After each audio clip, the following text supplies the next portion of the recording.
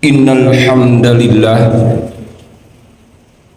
nahmaduhu wa nasta'inuhu wa nastaghfiruh wa na'udzu billahi min shururi anfusina wa min sayyiati a'malina. May yahdihillahu fala mudilla lahu wa may yudlil falan tajida lahu waliyyan mursyida. Asyhadu an la ilaha illallah wahdahu la syarika lah wa asyhadu anna Muhammadan abduhu wa rasuluhu alladzi la nabiyya ba'da, amma ba'du. Ayyuhal hadirun, ittaqullaha haqqa tuqatih wa la tamutunna illa wa antum muslimun. Ayyuhal hadirun, istami'u qala Allah azza wa jalla fil Qur'anil Karim. A'udzu billahi minasy syaithanir rajim. Ya ayyuhan nasu ubudu rabbakumul ladzi khalaqakum wal ladzina min qablikum la'allakum tattaqun. Allahumma sholli wa sallim ala abdika wa rasulika Muhammadin wa ala alihi wa ashabihi ajma'in. Amma ba'd. Hadirin ikhwati iman jamaah Jumat rahimakumullah. Syukur alhamdulillah dengan kudrah dan iradah Allah Subhanahu wa taala. Pada kesempatan Jumat kali ini kita masih diberikan kesehatan sekaligus kemampuan oleh Allah Subhanahu wa taala. Dan tentunya khatib senantiasa mengajak, marilah kita gunakan kesempatan kesehatan yang telah Allah karuniakan kepada kita guna untuk senantiasa meningkatkan kualitas iman, ilmu, serta amal soleh kita. Dan kita pun berharap mudah-mudahan segala amal ibadah kita, wabil khusus kewajiban mingguan kita, yaitu melaksanakan ibadah Jumat secara berjamaah, betul-betul bisa menjadi kafaratul lima baina Jum'atain, bisa menjadi penghapus dosa di antara Jum'ah dengan Jum'ah. Amin ya Allah ya Rabbal alamin. Hadirin ikhwati iman jamaah Jumat rahimakumullah, kalau kita memperhatikan dan senantiasa kita telaah di dalam surat Al-Fatihah yang tentunya kita sudah hafal paling tidak 17 kali sehari semalam dalam sholat kita, senantiasa kita ucapkan, senantiasa kita lantunkan dengan sholat yang kita lakukan. Di dalam surat Al-Fatihah ayat ke-1 dan ke-4 itu paling tidak ada 5 nama Allah yang disebut. Yang pertama Allah, yang kedua Rabbul Alamin, yang ketiga Ar-Rahman, yang keempat Ar-Rahim, dan yang kelima Maliki Yaumiddin. Inilah 5 nama Allah yang disebut di dalam surat Al-Fatihah, yang tentu mempunyai makna yang terkandung di dalamnya, sehingga Syekh Imam Fakhrur Razi menterkaitkan 5 nama Allah yang disebut di dalam surat Al-Fatihah tadi antara ayat 1 dan ayat sampai ayat 4. Menurut Syekh Imam Fakhrur Razi ada korelasi, ada keterkaitan dengan rukun Islam yang 5. Tentu kita hafal rukun Islam yang berjumlah 5 itu. Yang pertama syahadat, yang kedua sholat, yang ketiga zakat, yang keempat saum, dan yang kelima ibadah haji bagi mereka yang mampu. Hadirin ikhwati iman jamaah Jumat rahimakumullah, lafaz yang pertama Allah menurut Syekh Imam Fakhrur Razi ada keterkaitan dengan syahadat kita. Rukun Islam yang pertama itu syahadat kita. Nama Allah yang kedua Rabbul Alamin ada keterkaitan, ada korelasinya dengan rukun Islam yang kedua, yaitu sholat. Ar-Rahman nama Allah yang ketiga ada keterkaitan dengan rukun Islam yang ketiga, yaitu zakat. Ar-Rahim, nama Allah yang keempat, ada korelasi, ada keterkaitan dengan rukun Islam yang keempat, yaitu saum. Dan yang kelima, Maliki Yaumiddin, ada keterkaitan dengan rukun Islam yang kelima, yaitu ibadah haji bagi mereka. Hadirin wa iman jamaah rahimakumullah. Allah yang merupakan lafdzul jalalah, lafaz yang paling tinggi, yang paling mulia, yang paling wali, ada korelasi dengan syahadat kita. Maknanya syahadat kita itu bukan hanya sebatas pengakuan semata. Lebih dari itu, syahadat yang telah kita ikrarkan, asyhadu an la ilaha illallah, persaksian kita bahwa tiada ilah kecuali Allah Subhanahu wa taala, itu harus betul-betul tertanam dalam lubuk hati kita yang paling dalam. Maknanya dalam setiap gerak dan kehidupan kita, tingkah laku kita itu senantiasa melibatkan Allah dalam keseharian kita. Inilah yang akan menjadi penjaga keyakinan kita bahwa ketika kita melibatkan Allah dalam segala urusan, apapun yang terjadi, ia bertawakal kepada Allah Subhanahu wa taala. Dalam hidup dan kehidupannya itu tidak akan pernah menyesali apa yang terjadi, tetapi menjadi sebuah ketawakalan, kesabaran dan kesyukuran dalam keseharian, dalam kehidupan. Syahadat ini merupakan esensi yang paling penting dalam diri kita. Bukan sebatas pengakuan tadi saja, bukan hanya sebatas lip service saja. Gampang lip service, tetapi bagaimana mentanamkan Allah dalam lubuk hati kita yang paling dalam. Segala sesuatunya itu pasrah kepada Allah Subhanahu wa taala. Sehingga digambarkan di dalam hadis riwayat Imam Ahmad, nanti di akhirat ada orang yang Allah berikan reward yang luar biasa. Allah memberikan pahala yang dirinya tidak menyangka akan mendapatkan reward yang luar biasa dari Allah Subhanahu wa taala. Apa gerangan yang menyebabkan dirinya bisa masuk surga? Apa gerangan yang menyebabkan Allah memberikan pahala yang luar biasa?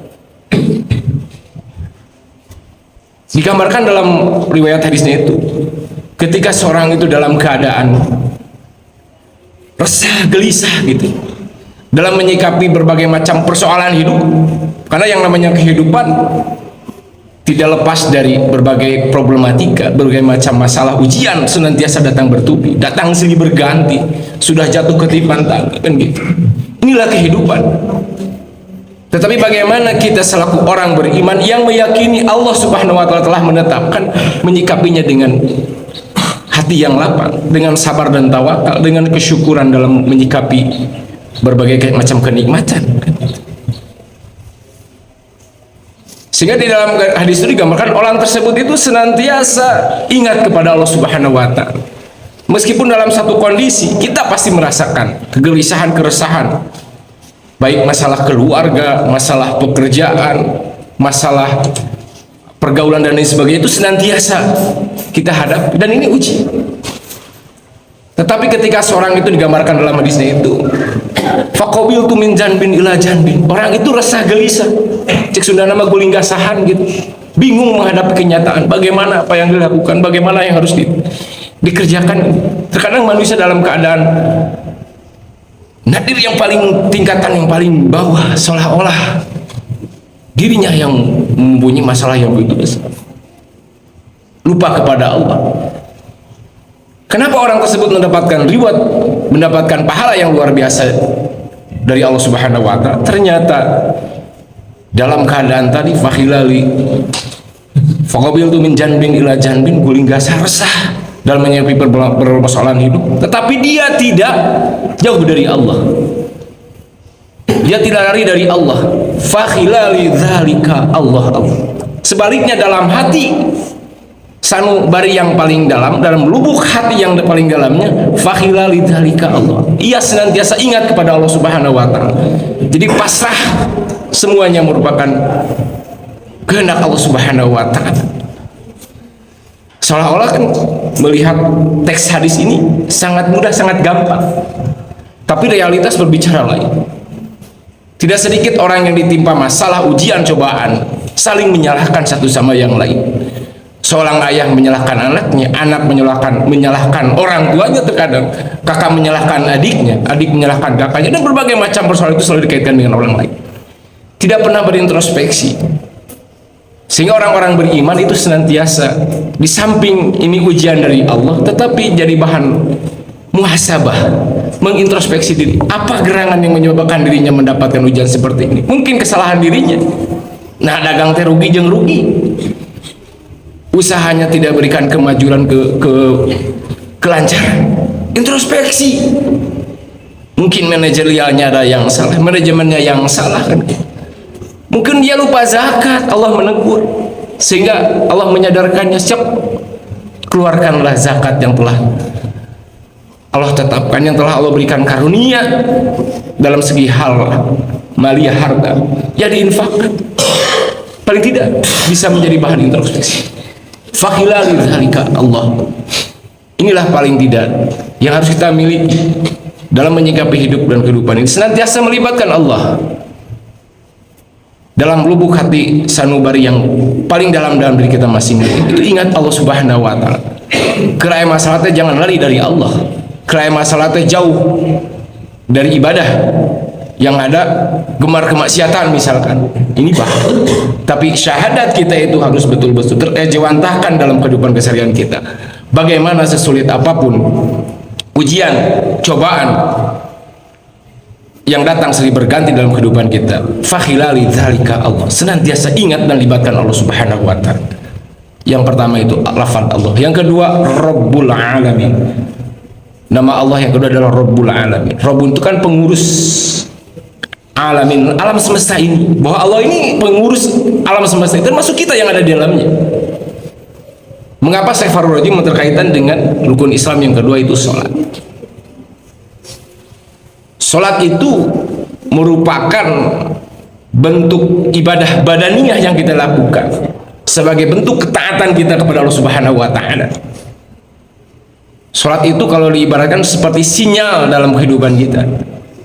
Tanpa sholat, apa yang kita lakukan, amal baik sekalipun ketika sholat ditinggalkan, tidak bernilai apa-apa di mata Allah Subhanahu wa taala. Sehingga sholat ini menjadi kekuatan, menjadi sinyal kita dengan Allah Subhanahu wa taala.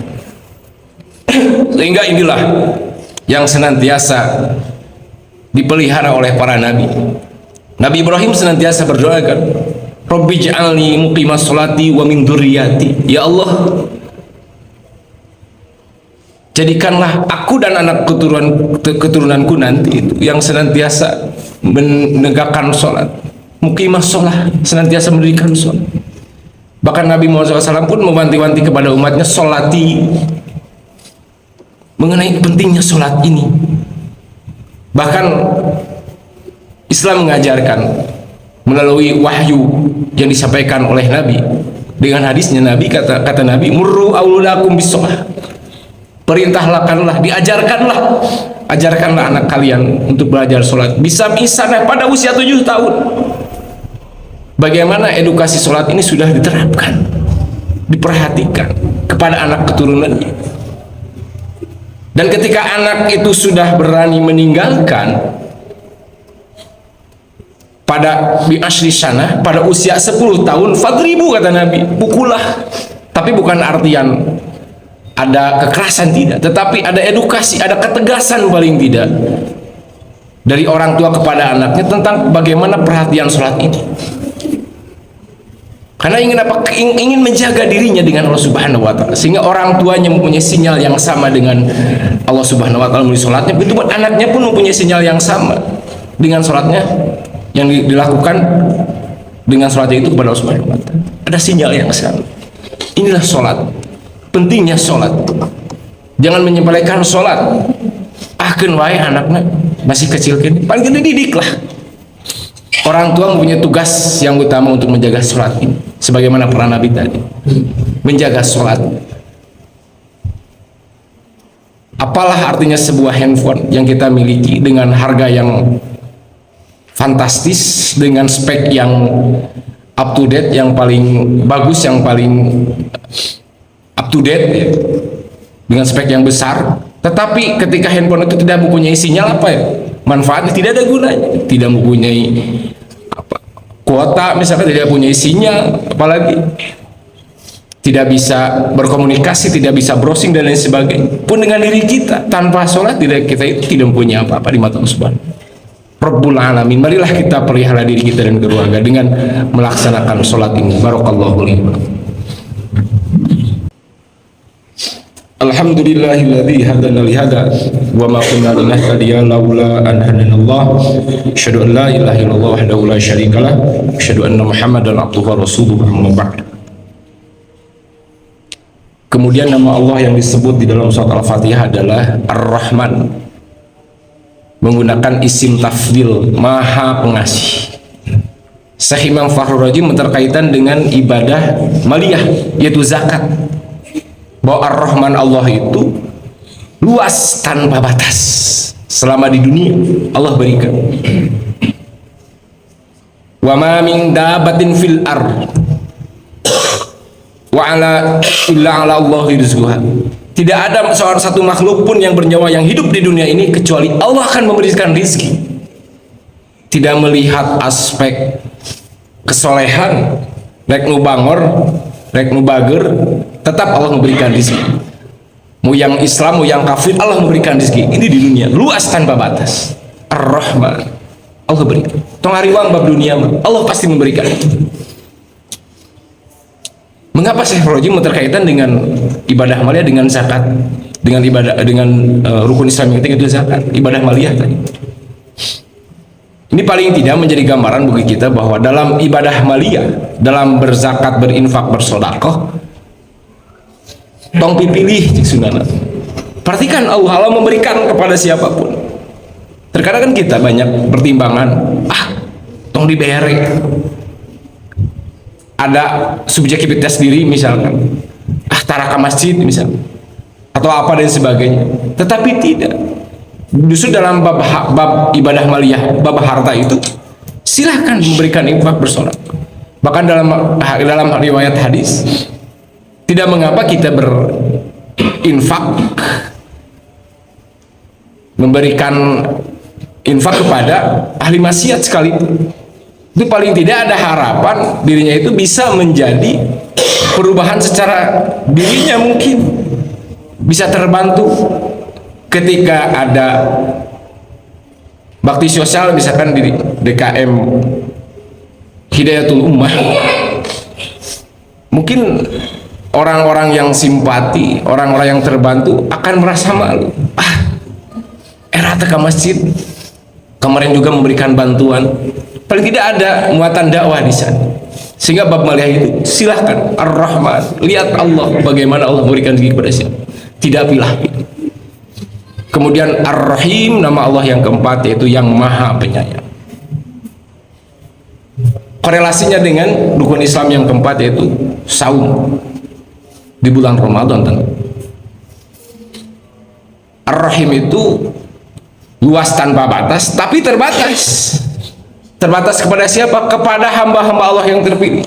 Kalau tadi di dunia Allah memberikan luas tanpa batas, selama dunia ini masih ada, Allah pasti memberikan Ar-Rahman. Tapi Ar-Rahim luas tanpa batas, tetapi terbatas. Terbatas kepada siapa? Hanya bagi orang-orang yang Allah pilih.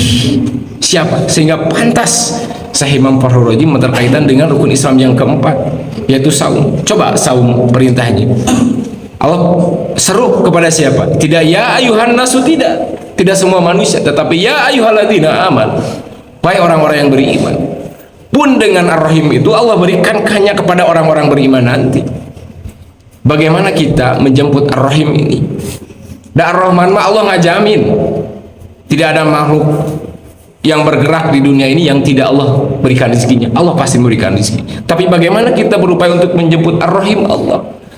Dengan keimanan kita, dengan modal ketakwaan kita. Sehingga perlu kita tingkatkan, perlu kita upgrade keimanan kita, mempertanyakan sejauh mana mahabbah kita kepada Allah Subhanahu wa Ta'ala. Ketakwaan yang kita miliki itu betul-betul bisa menjadikan pakaian dalam diri kita, Sehingga apa yang dilakukan senantiasa mengedepankan nilai-nilai ketakwaan. Ittaqullah haitsu ma kuntum. Dimanapun keberadaan kita, kita senantiasa takwa kepada Allah Subhanahu wa taala. Tidak mudah melakukan segala sesuatu tanpa perintah dari Allah Subhanahu wa taala. Tidak mau bermaksiat kepada Allah Subhanahu wa taala dalam setiap gerak kehidupannya, karena tahu Allah Subhanahu wa taala senantiasa menyaksikan. Inilah orang-orang yang bertakwa. Ar-Rahim. Dan yang terakhir adalah Maliki Yaumiddin, raja penguasa alam semesta. Tidak ada raja yang melebihi dari Allah Subhanahu wa taala. Mengapa Syekh Farul Rajim terkaitan dengan rukun Islam yang terakhir, yaitu ibadah haji?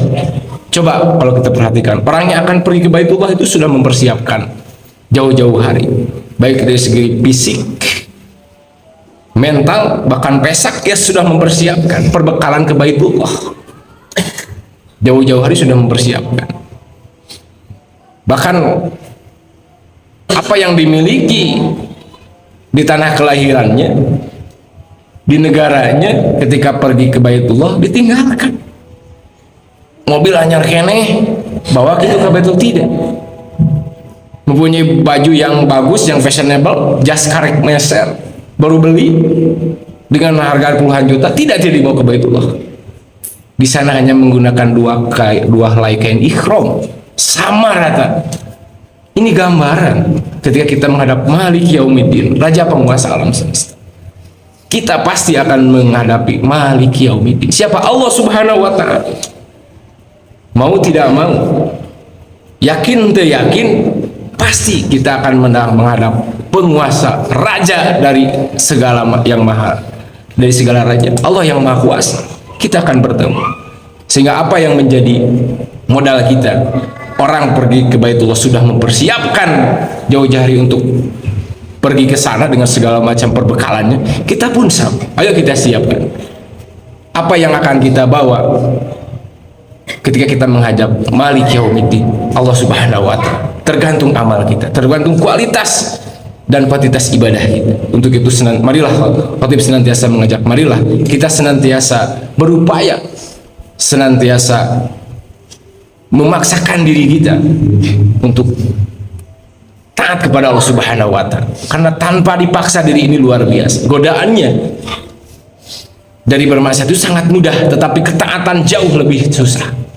Sehingga perlu dipaksakan, perlu diyakinkan, dan perlu kita sadar bahwa kita dek yakin yakin, mau tidak mau, pasti kita menghadap Malik Yaumiddin, penguasa alam semesta itu Allah Subhanahu wa taala. Rabbana zalamna anfusana wa illam taghfir lana wa tarhamna lanakunanna minal khasirin. Allahumma arinal haqqa haqqan warzuqna ittiba'ah wa arinal batila batilan warzuqna istinabah. Rabbi a'inni wa la tu'in alayya wansurni wa la tansur alayya wamkur li wa la tamkur alayya wahdini wa yassir lil huda wansurni ala man bagha alayya. Rabbana atina fid dunya hasanah wa fil akhirati hasanatan wa qina adzabannar. Aqulu qouli hadza wa astaghfirullah li wa lakum. Wassalamu alaikum warahmatullahi wabarakatuh.